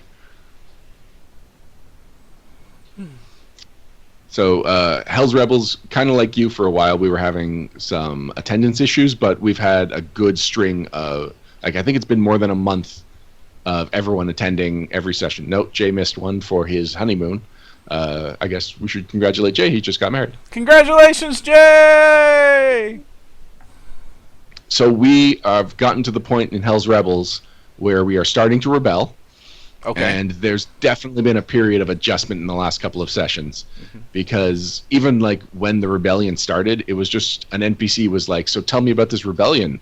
And we were like, oh, are we rebelling? I know we're all a little miffed at Kintargo right now, but no, it just kind of like we're just shoved into the deep end and we have to start rebel swimming, including like assigning roles, which felt a little bit contrived, even both ways. He was just kind of like having an NPC encouraging us, saying like, well, these are the kind of roles that should be fulfilled when running a rebellion, and it felt very like static, and especially once we filled the natural occurring ones, and then it was like, well, now we've got a few more awkward roles. So that wasn't a great kickoff to the rebellion. And then every session since has been not what we expected, because like, you know, we were shoved in the deep end, like I said. So it's like, all right, we're rebels now, we're rebelling. How do we do that? So we went out and we gathered some rumors and we started following the rumors, and we ended up just like circling around one district over and over again, a district that none of our characters had any backstory connection to, and had not been an important part of the adventure up till now. And there wasn't even like a forward thrust to it. It was more revealing what had already happened, and we just like depleted all leads and angles and stuff, and eventually we just had to be like, we were showing up with a purpose to rebel and to like really do stuff, and it really feels like now we know something will at some point happen, and people know to come to us when that happens. And so that was a little deflating for our characters. And then last session was completely different, where just our headquarters was infiltrated and we ran one complicated encounter for the entire session. Whoa. So like from week to week, it's like 1 week is 3 days exploring every building, talking to every NPC in a single district, and then the other one was this entire session took place in like 5 minutes in our characters' lives. So is that intentional for the adventure to have such varied play styles throughout it? I think so. So there's definitely familiarity for me as someone who's played a lot of Kingmaker. And it seems like it's a little better integrated than Kingmaker. Kingmaker really was full stop, now you're in kingdom mode, whereas this, it's like everything you do moves your rebellion forward. So it's like a big rebel counter up at the top on the whiteboard, and it's like you have 400 rebel points. Yeah, kind of. Like you're trying to get your name out there without becoming too obvious of a target for House Thrune and for the people that are obviously the bad guys in it. You're trying to collect the rumors, and then it's like, you know, it's a rumor, so it's like, all right, now we've got to investigate to disseminate what's truth from what's hearsay. And so we're really going to be going all over the place. And there's definitely one or two leads that we've got that feels like this is the next step in the adventure. But our group's kind of come to a consensus that to do that, we need to do something else. Let me see if I can... I'll change the details so we're not spoiling anything. But basically, imagine we have no escape route. We're like, we know where we want to be, we know what we want to do, and we want to leave. Let's pretend it's a heist. Mm-hmm. Let's say we're trying to rob a bank, and we have no escape route. So it's like, all right, so we're just trying to secure a path and like round up a wagon or something. so that we can throw all of our heist, our stolen money. And again, this is not at all in the adventure. And the big hurdle now is that we're doing the finding someone with a wagon, as the adventure says, which is not as direct as you're used to. So you've got the adventure arrow pointing one way, and the open world arrows just pointing you every other way, and sometimes blinking in and out, because there's just... The city is not there waiting for a rebellion. The city is there trying to operate like a city and trying to adjust to a corrupt government. And so sometimes you are inconvenienced as the rebels because the person that you wanted to meet, well, he was away at work that day. Oh, well, that's unfortunate. It is. I don't think I've ever had you knock on their house and he's at work coming back tomorrow in any role-playing game I've ever played. Jeff even rolled on a chart to figure out if the person we were looking for was available at that time. So it really feels like this is a very natural, fluid city, and we are the people that are trying to cut off that flow.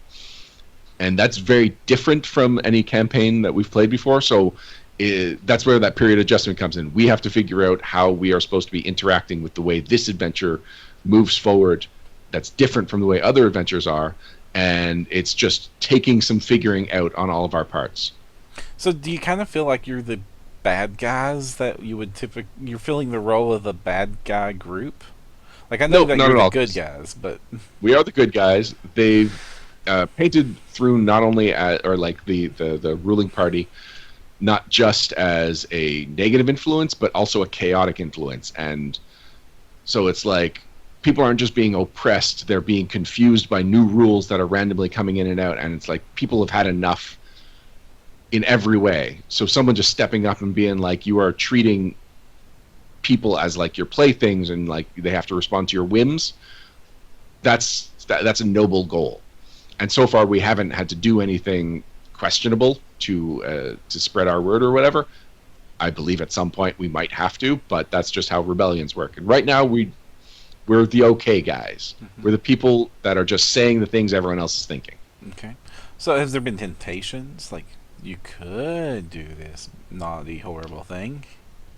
Yes. So at one point we split the party, which we never should, but we did.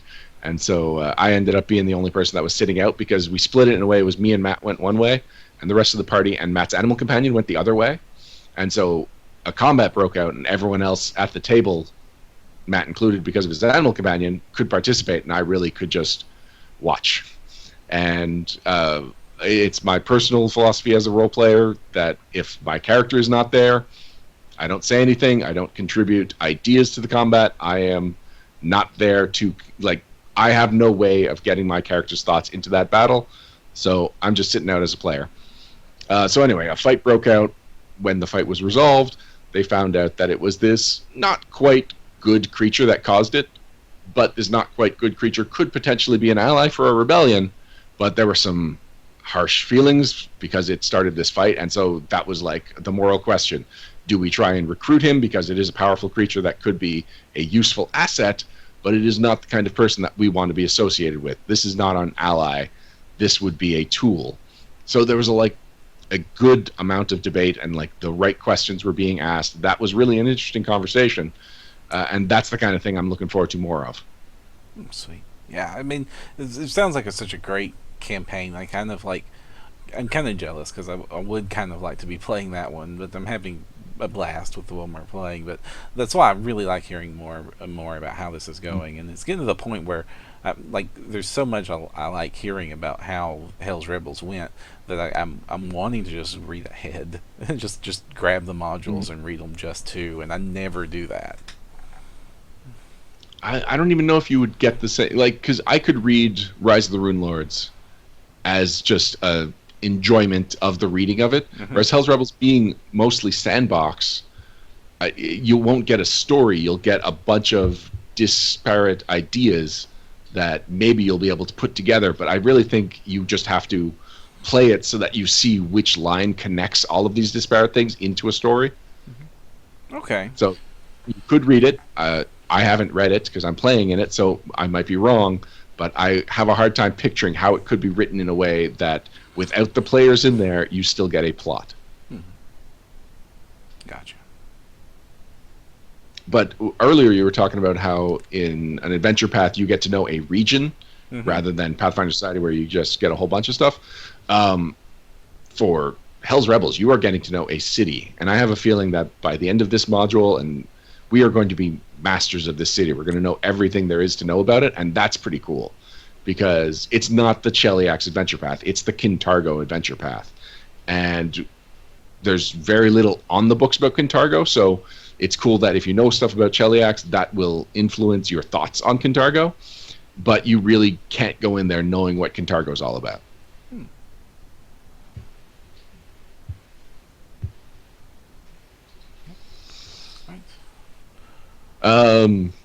Yeah, Param, I think we're about ready to wrap up. Yep, I think we're ready to wrap this thing up. Okay, we will be right back with wrap-ups and shout-outs after this.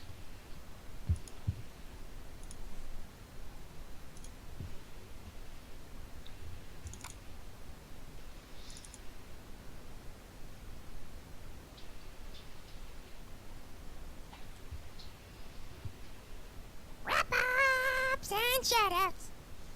Wrap-ups and shout-outs. Wrap-ups. Wrap-ups and shout-outs.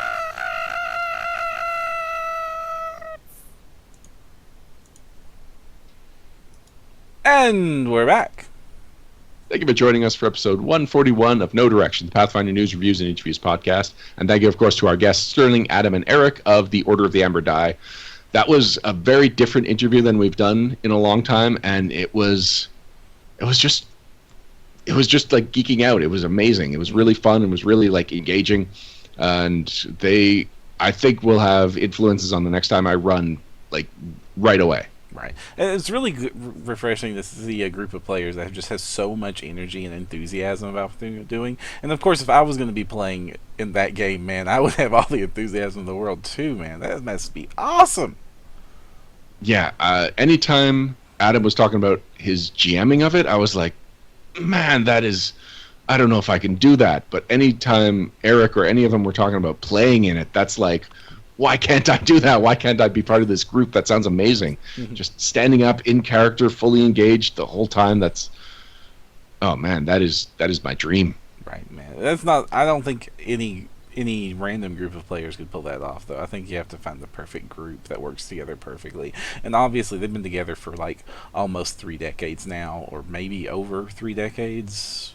They're almost over. No, next year would be 3 decades, according to their website. Yeah, wasn't it 87 yes. that they got together? Yes, 1987. Okay, so yeah, well, so obviously they have such a sort of group, man. But I'm lucky enough that I have like a group I've been playing together with for 20 years, man. But I guess you don't have that, do you? I don't have that. Although, funny enough, the the Dice Tower, the board gaming podcast, their Facebook page asked who has been one of the most influential people in your life as a gamer, and I kind of realized just how much I owe to my friend Mark, who actually got shed out to a lot on the early days of 3.5 Private Sanctuary, but like he's the one that introduced me to he didn't introduce me to Dungeons and Dragons, but he was one of my first GMs, and he really got that group together. He's the one that introduced me to Diplomacy and Balderdash, and so like the not big shelf board games. And then Magic the Gathering, he was influential in getting me into that for as little as I was into that. And when 3.5 came out, or 3.0, he got the group back together. And so he is the reason that I even met Tina, and that we got married, and that I've been playing with a lot of the same people for the last 10 years, which I thought was a significant number of years. It's not 30 years with the same Amber Die as like the main decision maker, right. But still, 10 years with mostly the same group, at least the same core. Matt, Jay, and I, with Kathy coming in and out at the beginning, she's definitely been a solid member for 5 years at least. Tina has been out for the last couple of years, but she was a solid member for 8 of the 10 years.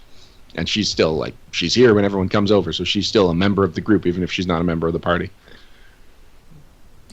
And we've gotten to know each other's quirks. It's been fun seeing us play, like figuring out what our type is, seeing people play against type. Oh, I forgot Corey. Corey was a member of the group from fairly early on, just not at the very beginning, but he's probably got at least 8 years with us as well.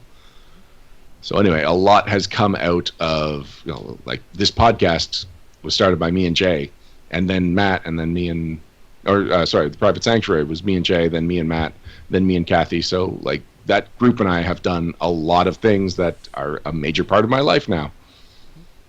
Sweet. Well, I guess you've got the players you'd pull together for this thing. If only, darn that real life gets in the way. I mean, like, just getting a weekly game together is hard enough. I can't imagine, like, everybody, let's drive up to South Jersey and spend 4 days straight. Right. It's like, how are we all going to get vacation time, man? It's hard enough to pull something like a Gen Con group together, and even then I'm lucky to get half my players to come with me. I will confess that my knowledge of American geography, even as many states as I've been to, is still really rough. And like, there's only 12 provinces, and we're all just kind of connected in a vertical line along the border. And so if someone says they're coming over from a province and it's not the next province over, that's a great distance. So when someone tells me that the whole group is coming from 5 different states, I have no idea how to process that. Like, I don't know how close they are. I don't know if it's like one guy's 1 state over, the next guy's 2 states over. Well, almost all of the states, except for something like, most of the states are usually about 300 miles across on their 300 to 400 miles across on their longest shape, and then I'm usually 100 or 200 miles across on their shorter shape. And this is weird because some of them are. So think about, we could probably fit 12 states in one of your provinces. Yeah, I'm just getting out my unit converter to see how many kilometers we're talking about. Yeah, I don't know. Because 60 miles is 100 kilometers, so basic. I know the conversion, but I'm not good at the math. Right. So length, 300 miles. So at the minimum, you're still talking like 5, 6, 7 hours drive each. Except for the guy that's lucky enough to live in the location they're going to. Right. And that's at minimum. That's if they're all adjacent. If they're not adjacent, then, gosh, man, you're talking planes. Mike Myler's in chat saying, I'd like to be like, hey, we're all going to meet in Vancouver. Yeah, that is the opposite end of the country. Mm-hmm. That is going from New York to Seattle. Well, I mean, why don't you just like up your game there and this is, hey, let's rent a castle in Ireland. You know what? I would probably sooner go to Ohio and rent Castle Ravenwood than I would go to Vancouver just to go to a guy's house. Yeah, that makes more sense. Yeah. I thought you were going to say then go to Ireland. I'm like, no, hold on. No, because like Vancouver's really cool because it's super geeky. No, I have not. Yeah. But I was like, it's like super geeky. But man, over in Ireland, they've got castles older than the United States has been a country. I remember the castles in England. Those were pretty cool, and I definitely wanted to roleplay in most of them. If I didn't want to roleplay in them, I was thinking, like, remember this the next time your character walks into a castle. Mm-hmm. I have yet to be in a real castle. I've been in a fake castle, but I've never been in a real castle.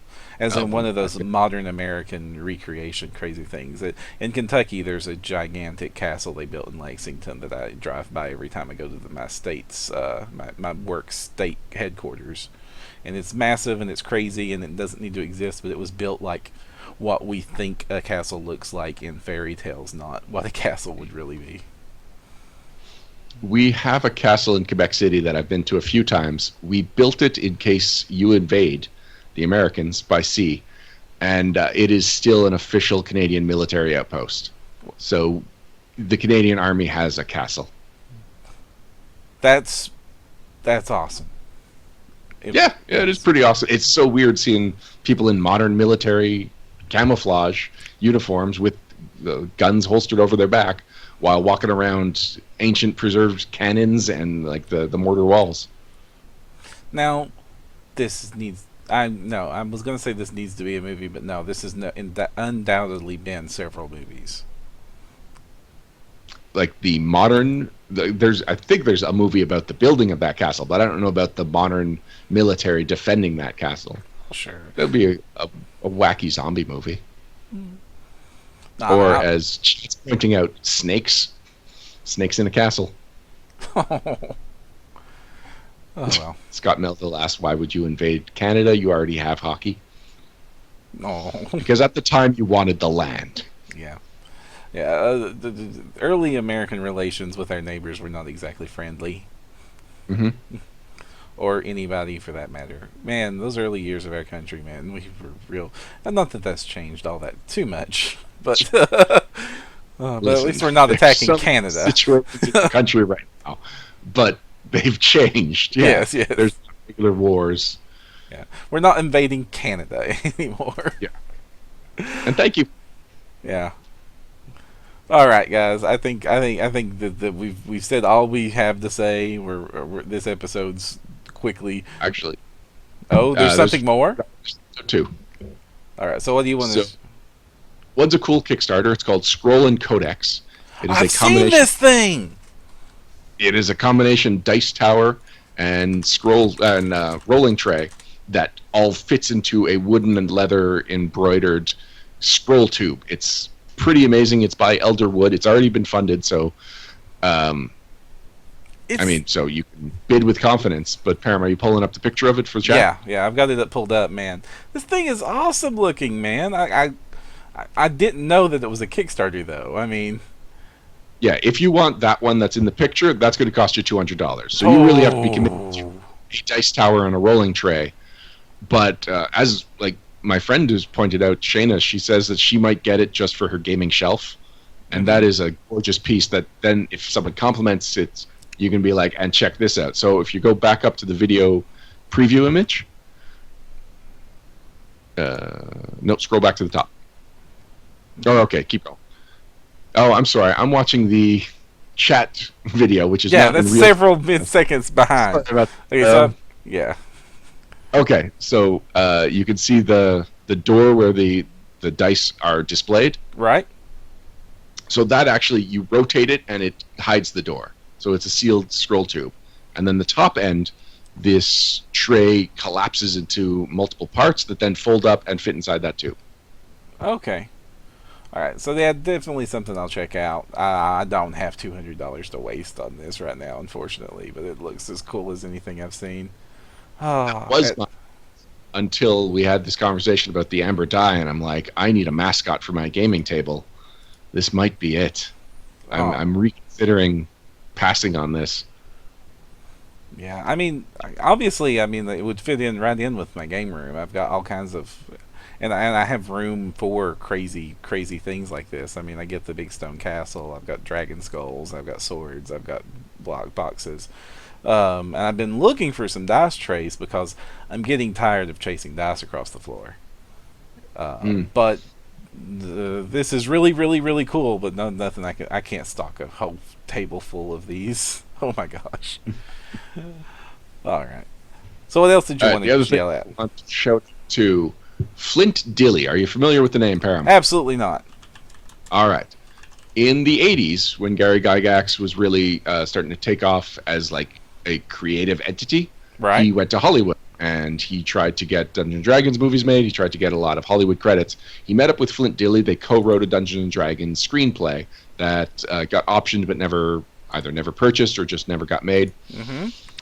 As it so happens, he was also a producer on G.I. Joe and Transformers for Sunbow. Right. So this man was like really culturally influential in the 80s, and he believes that Flint was named after him, although it's never been specifically told because Hasbro and Sunbow were unique entities. Anyway, he is writing a book about the 80s, basically an 80s memoir, which might be of interest to people just to get his take on Gary Gygax and Dungeons & Dragons brand when it was becoming a brand before we even thought of those things as brands. Right.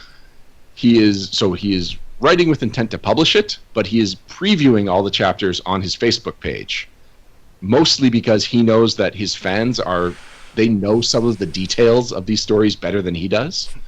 And so he's kind of getting free fact-checking and free editing on his Facebook page, but it's been fascinating to read. And it starts with him talking about the death of Optimus Prime, which he was influential in because he was the one that said they should kill Duke. And for people that know the story, the original plan was to kill Duke in the G.I. Joe movie, and that inspired Transformers to kill off all of their excess characters, which became a cultural moment for anyone that was a child in the 80s. Mm-hmm. So anyway, this book is effectively for free on Flint Dilly's Facebook page, which can get a little political, so I'll warn people about that in case that's the kind of thing that can set them off. Mm-hmm. But otherwise, he is regularly updating with some of the most fascinating stuff, and I'm planning on buying the book, even though I've been reading it mostly for free. So check out Flint Dilly. Check out his Wikipedia page just to see his credentials if you're curious, and check out his Facebook page if you want basically a free book that's of interest to all of us. Mm-hmm. Sweet.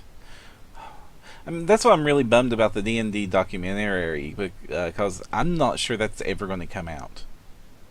No. They haven't even been posting updates saying that, like, for a while there were these weird catty updates about their legal issues with the producers. We haven't even gotten one of those in 6 months. So it's a story I'd love to see told. Maybe it will be told, but it doesn't sound like it's going to be told by these guys.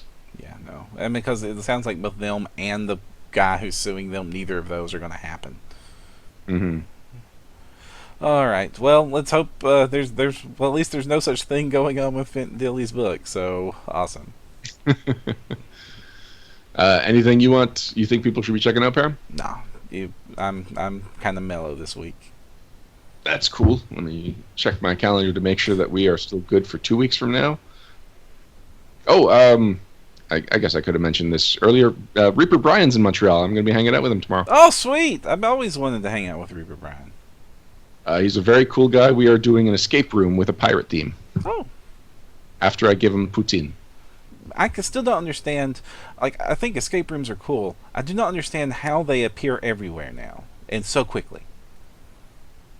Because I'm pretty sure that some of the people that did the original escape rooms are just selling escape room puzzles, and so people don't need to be creative. They just need to buy the thing and have the space. Okay. It's true. It is something that really caught on really quickly. Most major cities have an escape room. Montreal's got like 3 now, one of which is a bad one. Oh. Well, it was mostly. That one. Yeah, no, well, I made the mistake of going to that one when my friend Tom was in town. But this is becoming my new tradition whenever I have visitors from out of town. We go to an escape room. Really test our friendship. That's better than a movie and a pizza. Oh, Mike Myler points out the cost to run an escape room is minimum wage and rent. It's true. All you need is somebody to like clean up and set up, and then it's people paying you to entertain themselves for an hour. Well, I guess there's lots of liability insurance involved here too. Mm-hmm. It's a good point. I mean, just running a retail counter, not even counting all the cost of business there, just the cost of cleaning up what the public will do to your space, some of which is surprising and involves things that are not fit to discuss on this podcast. That has a cost. I like Scott Melville's comment that he runs an escape room most mornings by accident for just himself. All right, on that note, until next time, I'm Ryan Costello. And I'm Jefferson J. Thacker, also known as Param. And if you want to find the path, you need no direction. Bye, guys.